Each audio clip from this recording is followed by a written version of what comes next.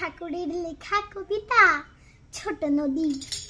আমাদের ছোট নদী চলে বঁকে বঁকে, বৈশাখ মাসে তার হাঁটু জল থাকে। পার হয়ে যায় গরু, পার হয় গাড়ি, দুই ধার নিচু তার ঢালু তার পাড়ি। চিকচিক করে বালি, কোথা নয় কাদা, এক ধারে কাশবন ফুলে ফুলে সাদা। কিচিমিচি করে সেথা শালিকের ঝাঁক